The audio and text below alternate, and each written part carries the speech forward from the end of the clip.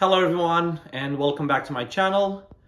Today I want to talk about my series called How to Resell Sneakers. And today's episode will probably be the last one from this series. It's going to be episode number 6. And I'm saying it's going to be the last one simply because we've reached a milestone. I was able to turn my initial investment of $2,000 Canadian into $10,000. So it took me a couple of months, but we finally did it. And I want to give you a quick recap on how I was able to do that and give you some, exciting news about what's coming in the next couple of months on this channel. So without further ado, let's get right into it. Now, before I go into the details on how I was able to turn $2,000 into $10,000, I want to share with you guys my 5-point checklist. This is something that I put together for you guys and also for myself, just to help me stay on track in my reselling game and, keep me accountable as well.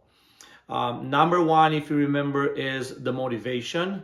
Why do I want to resell sneakers? Is it because I want to make more money? Is it because I have free time and I just want to interact with my friends? Is it because I want to buy for personal and then I want to be able to flip them so I can have money to buy personal stuff? Whatever the case might be, you want to make sure you put that one down as your motivation. For me, for us in this series, it was very simple. We want to make more money. Moving on to number 2 was our initial investment. How much money, how much capital do we have available for our initial investment? And when we started, we agreed on $2,000 Canadian. That was roughly $1,500 US. And I gave you some examples on how you can start or how you can make that money available. One, you can just ask your friends, your relatives, your mom and dad, grandma, grandpa, your cousins, your brothers, your sisters, whatever the case might be. Ask them for an investment. Ask them to help you start your reselling business. Another option would be if you're working, maybe you can access a line of credit because the interest is pretty low and then you'll be able to pay it off. Or also if you have a credit card, you can access that money and then you have about 30 days to pay it off with zero interest. So you can get that starting, and then once you have enough capital, you can just use that towards your reselling purposes. So different options available for starting a reselling business. Number 3, we talked about a non-negotiable. What is our minimum profit margins? And for our series, again, we agreed on 15%. Now, we didn't look into, expenses, taxes, and whatnot. And honestly, you don't need to really take that into consideration when you're just starting. Once you get, bigger and bigger and bigger and you have a lot of revenue coming in, then that's definitely something you want to consider, such as taxes. You want to pay for your expenses like internet, gas, printer, food, anything that goes into running your day-to-day operations, it can be considered an expense. So obviously 15% might not be enough. You maybe want to do 20, 25, 50%, whatever the case might be. But still, with this non-negotiable, what it means is we are not going to take anything under 15%. Now, if we're going to make 100%, are we going to take it? 100% yes, we'll do that, and we'll just move on with that. Number 4, we talked about where we can find the best deals for our reselling business. And again, we had a couple of options. I suggested your local Facebook sneaker groups. So if you're, let's say, in New York, maybe you want to type New York sneaker groups on your Facebook. Is probably going to give you a couple of options. And then you have to most likely submit an application or join a wait list. And then within a couple of days, hopefully you'll get access. If you know someone that's in that group already, maybe they can vouch for you, put a good word for you with the admins, and you'll get in right away. Another option would be your local Facebook marketplace. It's getting more and more popular in terms of those one-time resellers, or maybe someone gets a pair for personal, they don't have the time, or they don't want to put it in the sneaker group. They're just going to put it on marketplace. It's very easy. All you got to do is just take a couple of pictures, put on some info, description, and that's it. Another option will be Craigslist. There's still a lot of OG guys that are comfortable using Craigslist rather than Facebook Marketplace or Facebook sneaker groups or Kijiji. Another option would be the sneaker outlets. I have a lot of success. I probably go there every week, if not every other week. And then I buy a lot of stuff. I buy and sell a lot of stuff from the sneaker outlets. The good thing is it's guaranteed sell most of the times. And then if I cannot sell them, worst comes to worst, I can simply return them, get my money back, and I'm not losing anything. So those would be our main focus when it comes to where we find the best deals. And then number 5 on our checklist, where are we gonna sell our stuff? Personally, for me, my go-tos are Stockx and GOAT. This is how I started. This is how I built my business. Here and there, I would do some local deals, especially if there's a hype item that I can probably get market value for it. I'm definitely gonna go with the local meetups, because on Stockx and GOAT, I'm pretty much getting payouts, right? If I can get market value on a local deal, I'm gonna go for that. But when you do a lot of outlets, like, no one really wants to buy outlets, right? They can just go themselves, especially if they're local, and pretty much find the same deals. So for outlets, your best option are Stockx and GOAT.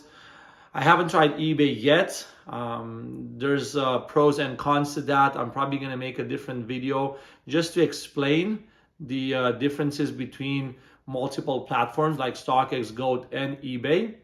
But for me, again, Stockx, GOAT are my go-to. If I have some hyped items, I will probably go my local sneaker groups or Facebook Marketplace. So this is, in a nutshell, my 5-point checklist. I would highly recommend that if you're starting reselling, or if you've been reselling for a while and you don't have a checklist, you don't have something to guide you and keep you accountable, try and write it up. Try and put it down for you. Have it on your computer, on your notes. Have it in front of you at all time. Just a reminder why you're doing this business. It's really important to stay on track and keep you accountable, so you can make the most out of it, right? So now that we went through our 5-point checklist, just a quick recap. Again, I started with $2,000, and then I slowly started to flip here and there, and I tried to diversify my investments. I went to a sneaker outlet. I went to the Nike outlet. That's a really hot place for me right now. I also found a couple of deals on Facebook Marketplace. I found a couple of deals on the local sneaker groups. And then I also had access to an Essence VIP account. If you watch my videos, you probably know about that. And I was able to get a lot of releases. I got 8 foam runners. I got those Yeezys. I think they're like the 450s, like the dumplings. I think I have 3 pairs of those. I had Sakkai's, I had Yeezy Slides, I had Nike Ambush. So I was able to secure a lot of pairs for a decent price. Not resale, but also not retail. It was somewhere in the middle, because I have to take care of my plug. I don't have a personal Essence VIP account yet. I'm working towards that. But I was able to get a lot of pairs for pretty good deals. And again, I was selling some on Stockx.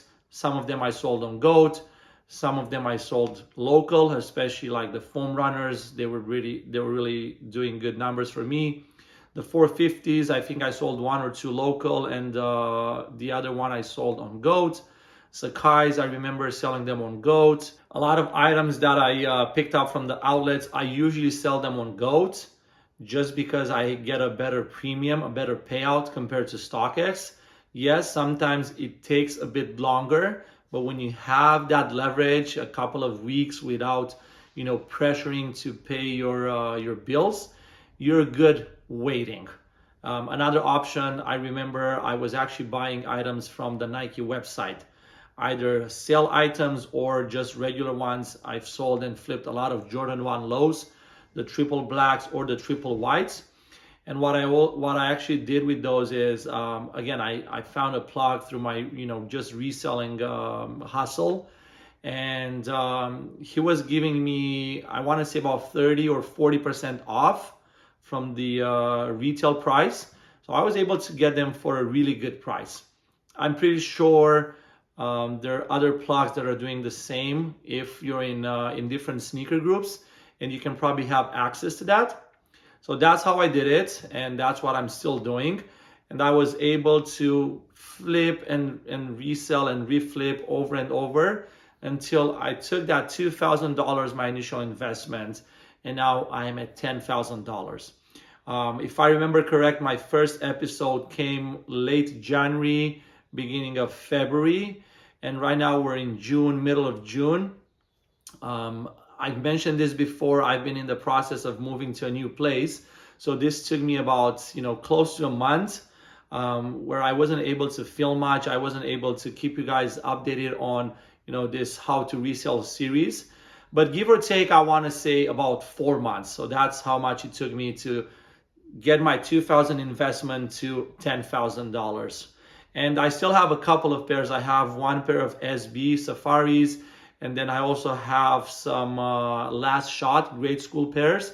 I think I sold one and I have 3 more, but I'm not willing to sell them for cheap simply because I'm like the only one having them listed on Stockx or GOAT.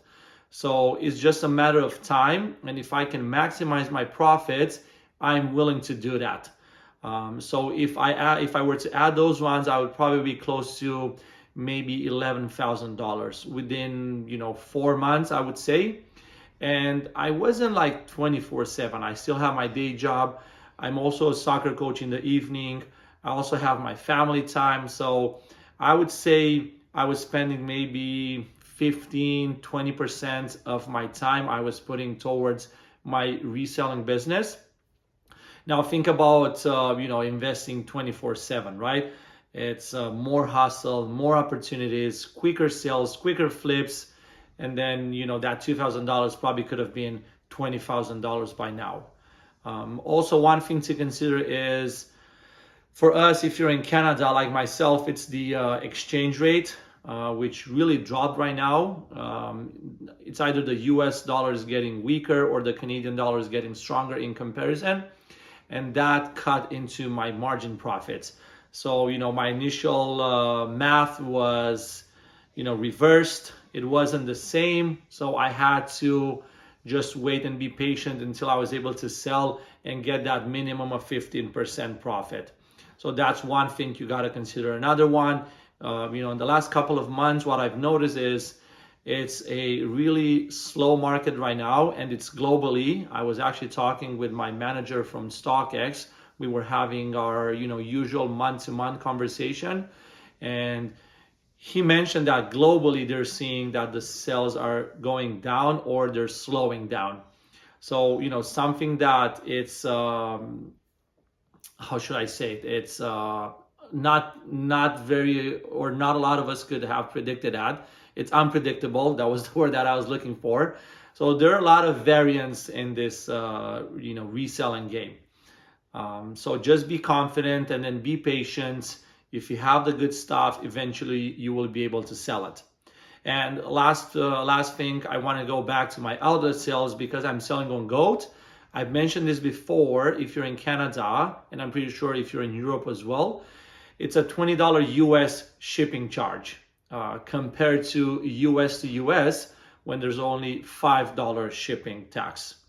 So imagine if you're in the States and you have access to an outlet, you could be making a lot of dollars, a lot of money, right? $15 for me, when an average shoe sells for about $100, that's pretty much my profit margins right there, right? So let's say I'm making $20. If I were to add another 15, that's $35 for a shoe that sells at $100. 35% profit. That's, double than my non-negotiable. So that's why I would highly suggest you guys, please go check out your Nike outlets, your Adidas one, your Reebok, your Vans.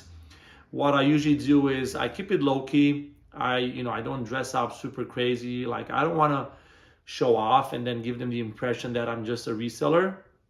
I keep it low key.